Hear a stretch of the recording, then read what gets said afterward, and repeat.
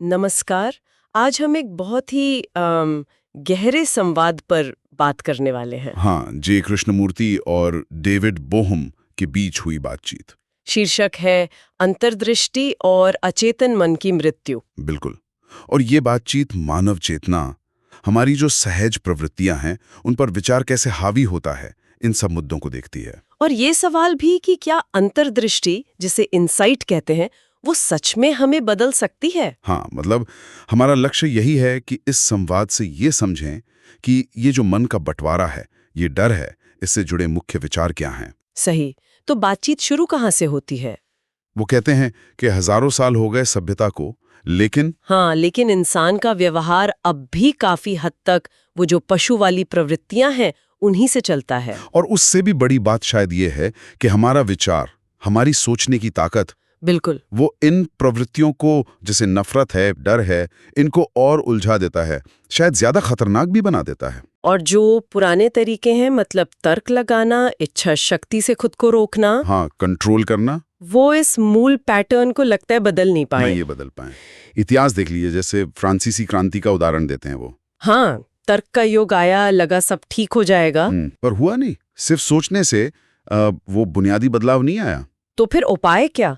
यहीं पर वो अंतर्दृष्टि या इंसाइट की बात करते हैं। एग्जैक्टली।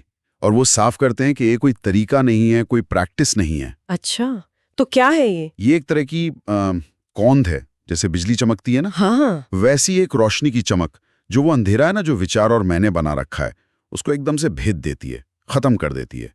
ये सोचने की प्रक्रिया से बिल्कुल अलग है। तो ये सिर्फ एक समझ नहीं है, ये सीधे बोध यानी परसेप्शन तक ले जाती है। हाँ, बोध। और फिर उस बोध से जो एक्शन होता है, जो कर्म होता है, वो किसी नियम या प्लान से नहीं बंधा होता। नहीं, वो एक सहज, एक नेचुरल ऑर्डर, एक व्यवस्था का हिस्सा होता है, अपने आप होता है। ये बड़ी दिलचस्प बात है, मतलब कोई बनाने की कोशिश नहीं, वो बस होता है। बिल्कुल। ये किसी मशीन की तरह नहीं है जिसे नियम चाहिए चलने के लिए। ये अंतर्दृष्टि से उपजा बोध है, और उसी से क्रिया और व्यवस्था, वो सब स्वाभाविक रूप से आ जाते हैं।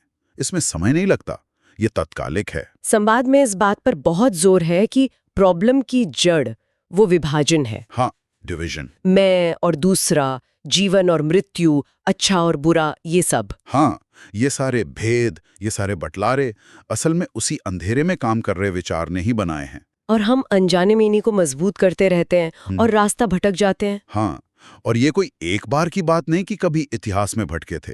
संवाद कहता है कि हम हर पल, अभी भी वो गलत मोड़ ले रहे हैं। हर पल? कैसे? क्योंकि हम लगातार अपने अंदर और बाहर ये विभाजन बना रहे हैं और उसी में जी रहे हैं। लेकिन फिर एक चौंकाने वाली बात आती है। कौन सी? कि क्या सिर्फ ये सुनना, मतलब पूरी गहराई से सुनना और समझना जी। कि कोई विभाजन नहीं है, हाँ, क्या सिर्फ इतना सुनने भर से ये पूरा पैटर्न टूट सकता है? ये एक क्रांतिकारी संभावना है ना? हाँ, मतलब कोशिश नहीं करनी, जोर नहीं लगाना, बस सुनना। हाँ, जैसे अपने ही अंदर जो शोर चल रहा है, उसी के बीच किसी गहरे सच को सुन लेना।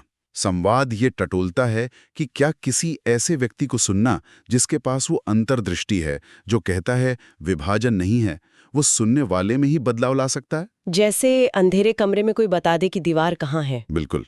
शायद वो गहरा सुनना ही उस विचार के पैटर्न को, उस विभाजन को तोड़ दे। और अगर ये विभाजन सच में मिट जाए तो फिर उसका नतीजा क्या होगा?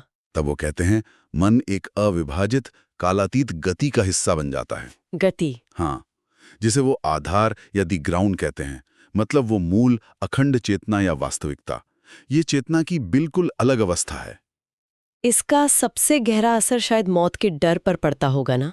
हाँ, निश्चित रूप से। जब जीवन और मृत्यु का बंटवारा ही नहीं रहा, तो डर कैसा? तो फिर मृत्यु का जो एक बुनियादी डर है वो खत्म हो जाता है, उसका आधार ही नहीं रहता। ये अमर होने की इच्छा नहीं है, बल्कि वो जो बंटवारे का भ्रम है, उससे मुक्त हो जाना है। बातचीत में इसके दिमाग पर असर की भी बात है। हाँ, थोड़ा सा जिक्र है कि शायद अंतर्दृष्टि और संघर्ष का खत्म होना वो मस्तिष्क की कोशिकाओं को जल्दी बूढ़ा होने से या नष्ट होने से बचा सकता है। लेकिन वो खुद ही कहते हैं कि लंबी उम्र का इतना महत्व नहीं है। हाँ, उनका जोर इस पर नहीं है, उनका फोकस ज्यादा इस पर है कि रोज की जिंदगी कैसे बदलती है। अच्छा, जैसे आक्रामकता, महत्वाकांक्षा, हर वक्त कुछ बनने की जो दौड़ है, सफलता के पीछे भागना। हाँ, ये सब कम हो जाता है। हाँ, इनकी पकड़ ढीली पड़ जाती है। और इसी शांति से, इसी विभाजनहीनता से शायद सच्ची करुणा पैदा होती है। तो कुल मिला के ये संवाद दिखाता है कि विचार के बनाए अंधेरे और बंटवारे से निकलने का रास्ता कोई दिमागी कसरत नहीं है, नहीं, बिल्कुल नहीं। बल्कि वो अंतर्दृष्टि है।